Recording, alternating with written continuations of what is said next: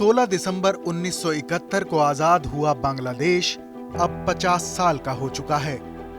बांग्लादेश के इतिहास की ये दूसरी आजादी है। पहली आजादी 14 अगस्त 1947 को मिली थी, जब ब्रिटिश सरकार ने भारत का बंटवारा कर दिया था और बंगाल प्रांत का पूर्वी हिस्सा पूर्वी पाकिस्तान के नाम से जाना गया।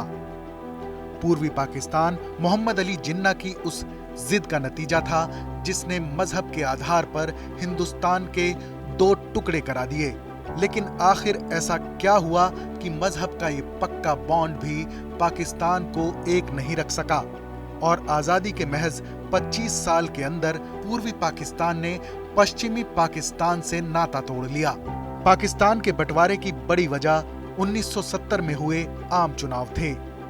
इस चुनाव ने कैसे बांग्लादेश की बुनियाद रखी, उससे पहले ये जान लीजिए कि पूर्वी और पश्चिमी पाकिस्तान के बीच मजहब के अलावा कुछ भी कॉमन नहीं था, न खान पान, न कल्चर और न ही पहनावा। बांग्लादेश की आजादी के तार 1940 के लाहौर रेजोल्यूशन के साथ जुड़े हैं, जब मुस्लिम लीग के सुप्रीमो जिन्ना ने अपनी स्पीच में पाकिस्तान की मांग की। इस स्पीच में देश के उत्तर पश्चिमी और पूर्वी भाग के मुस्लिम बहुल इलाकों को दो आजाद देश बनाकर एक साथ पाकिस्तान बनाने की मांग रखी थी। 1947 में पाकिस्तान तो बन गया, लेकिन पश्चिमी पाकिस्तान ने हुकूमत की चाबी अपने हाथ में रखी और पूर्वी पाकिस्तान एक सौतेले बच्चे की तरह ही रहा।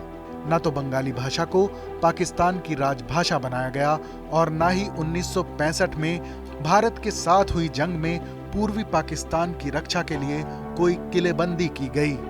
पूर्वी पाकिस्तान की कमाई का बड़ा हिस्सा सेना पर खर्च हो रहा था, जिसका मकसद भारत से कश्मीर हासिल करना था। पूर्वी पाकिस्तान के लोगों के मन में कश्मीर को हासिल करने की कोई सनक नहीं थी। एक चुनाव ने तोड़ दिया जिन्ना के सपनों का पाकिस्तान।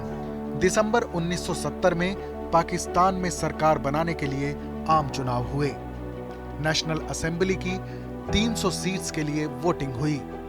इनमें से 162 सीटें पूर्वी पाकिस्तान में थीं। बंगबंधु के नाम से मशहूर शेख मुजीबुर रहमान की पार्टी आवामी लीग को बहुमत मिल गया। आवामी लीग ने 160 सीटें जीतीं, जबकि पश्चिमी पाकिस्तान में जुल्फिकार अली भुट्टो की पार्टी पीपीपी को 81 सीटें ही मिली।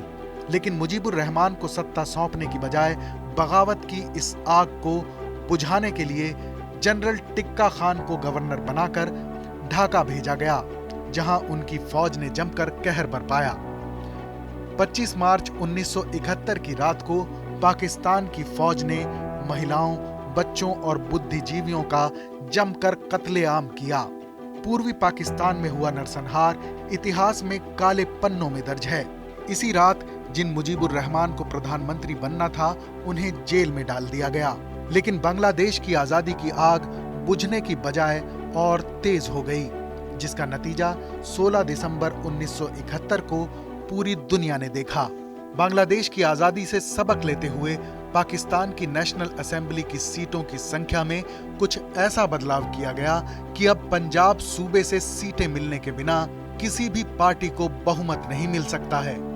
नेशनल असेंबली की कुल 342 सीटों में से अब पंजाब के हिस्से में 173 सीटें हैं। जाहिर है पंजाबियों के बोलबाले वाला पाकिस्तान अब दोबारा ऐसा कोई रिस्क नहीं लेना चाहता जिससे किसी नए बांग्लादेश की नींव पड़े। इस खबर पर अपनी राय जरूर बताएं। देश और दुनिया की तमाम बड़ी खबरों के लिए देखते रहें TV9 डिजिटल। कोरोना धर्म नहीं देखता, जात नहीं देखता, अमीर गरीब ऊंच नीच नहीं देखता। कोरोना सिर्फ मौका देखता है, लेकिन आप उसे मौका मत दीजिए। बस इतना कीजिए, जब कभी दफ्तर से, बाजार से घर लौटिए तो इतना ख्याल जरूर रखिए कहीं आपके साथ कोरोना आपके घर तो नहीं जा रहा। भूलिए मत, कोरोना अभी जिंदा है।